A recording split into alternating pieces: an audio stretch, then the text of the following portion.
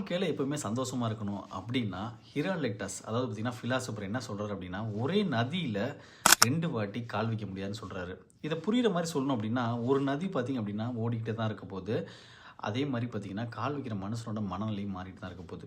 அதாவது மொதல் வாட்டி அவர் கால் வச்சப்போ இருந்த மனநிலையும் 2வது வாட்டி அவர் நதி மேலே கால் வைக்கிறப்போ அவரோட மனநிலையும் பார்த்திங்கன்னா வேறு வேறு தான் இருக்க போகுது. அதே மாதிரி நதியும் பார்த்திங்கன்னா ஓடிட்டு தான் இருக்கும். ஸோ இது மாதிரி தான் பார்த்திங்கன்னா நம்மளோட வாழ்க்கையும் அப்படின்னு சொல்கிறாரு.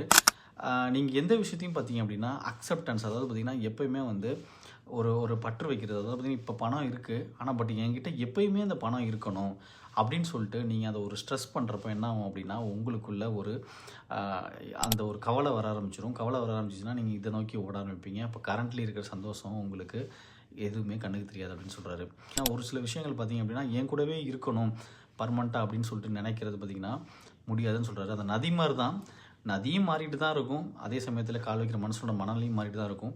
அதை நம்ம ஏற்றுக்கிட்டு அதுக்காக கரண்ட்லி வாழ்கிற வாழ்க்கையை சந்தோஷமாக வாழக்கூடாதா அப்படின்ட்டு கிடையாது. கரண்ட்லி இருக்கிறத அதே அக்செப்ட் பண்ணிவிட்டு அதே ஹாப்பினஸ்ஸாக நீங்கள் எடுத்துகிட்டு போனீங்கனாலே நல்லாயிருக்கும் அப்படின்னு சொல்கிறாரு. இதில் நீங்கள் எந்த ரகம்ப்பா, அதெல்லாம் இல்லைப்பா, நான் வந்து இந்த மாதிரிலாம் அக்செப்ட் பண்ண மாட்டேன், எனக்கு வந்து ஃப்யூச்சர் தான் முக்கியம் அப்படின்னு நினச்சி போகிற மனுஷனாக இருந்தால் நீங்கள் கமெண்ட் பண்ணுங்கள். இல்லைப்பா நான் வந்து கரண்ட்லி மட்டும்தான்ப்பா வாழ்கிறேன் அப்படின்னு. இல்லை நான் கரண்ட்லிலாம் இல்லைப்பா, கரண்ட்லியும் வாழுவேன், அட் த சேம் டைம் பார்த்திங்கன்னா ஃப்யூச்சருக்காகவும் நடந்தாலும் ஓகே, நடக்காட்டியும் ஓகே, பட் என்கிட்ட இருக்கிற விஷயத்த நான் சந்தோஷமாக கண்டிப்பாக ஏற்றுக்குவேன் அப்படின்னு நினைக்கிற மனுஷனாக இருந்தால் கண்டிப்பாக கமெண்ட் பண்ணுங்கள்.